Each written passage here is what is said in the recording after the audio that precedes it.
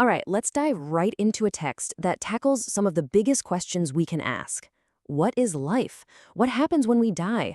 And what's the whole point of it all? We're going to be exploring the Garuda Purana, an ancient guidebook that's been offering answers for centuries.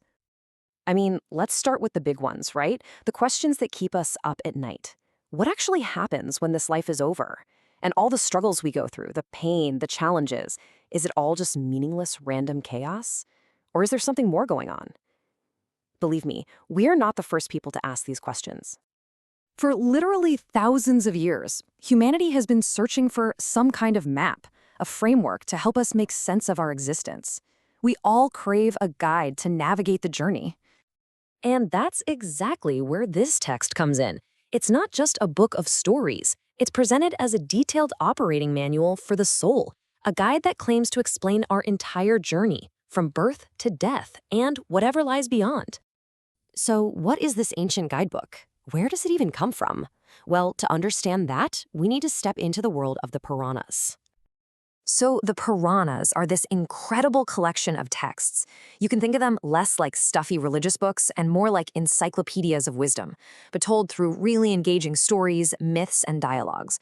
The whole point was to take these super deep, complex ideas and make them understandable for everybody, not just scholars.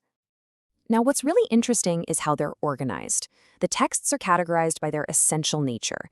You have the Rajasic, which are focused on things like passion and creation. Then you have the Tamasic, which deal with forces of ignorance or darkness. But right at the very top, you have these Sattvic texts, which are considered the purest, focused entirely on goodness, truth, and light. And this is exactly why the Garuda Purana is held in such high regard. It's considered one of the premier Sattvic texts. So within this tradition, its teachings on life, death, and the soul's journey are seen as especially authoritative and deeply profound. All right, so let's get to the core operating system of the universe as this text describes it. It's a concept I'm sure you've heard of: karma. At its heart, karma is an incredibly elegant idea. It's the universal law of cause and effect. Every single thing we do, say, or even think sends a ripple out into the cosmos. And that ripple, without fail, eventually comes back to us as a consequence that we have to experience. It's that simple.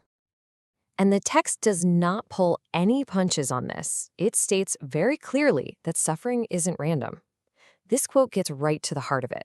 The challenges we face today aren't seen as some arbitrary punishment. They're simply the results of actions we've taken in the past, maybe even long, long ago in a previous life. You can almost picture it like a perfect cosmic balance sheet. It's a flawless system. Good, virtuous deeds, called punya, they add to the positive side of the ledger and bring us happiness. Harmful actions, or papa, they lead directly to suffering. And, well, since most of us have a mix of both on our records, life ends up being this blend of joy and sorrow. Okay, so this brings up a huge, crucial question.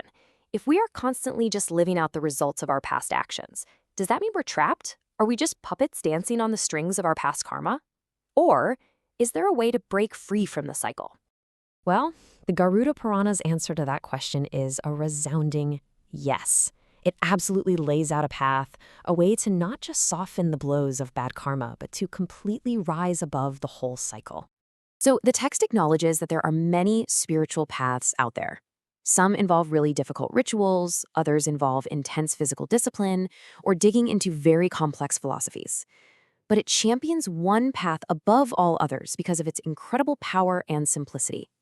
And that path is bhakti, which is pure, simple, heartfelt devotion. And this right here, this is the key. According to the Garuda Purana, the most powerful tool we have to purify our karma isn't some elaborate ceremony.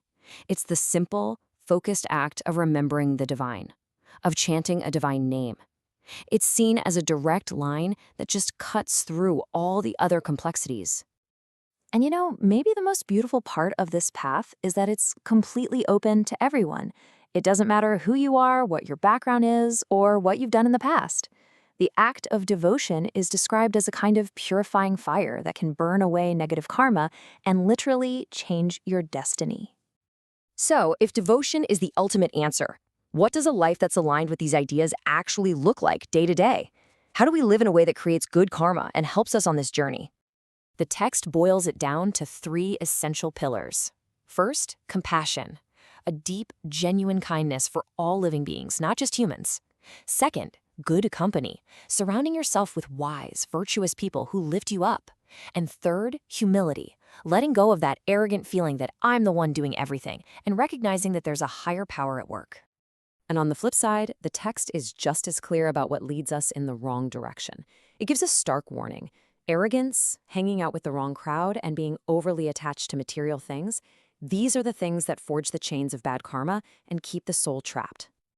And so we end here. The ultimate message of the Garuda Purana is actually one of incredible empowerment. It basically says, look, the past is done, but the future is an open book. Every moment is a new choice. Every action is another sentence in the story of your soul. So the question the text leaves us with is a powerful one. What story will you choose to write?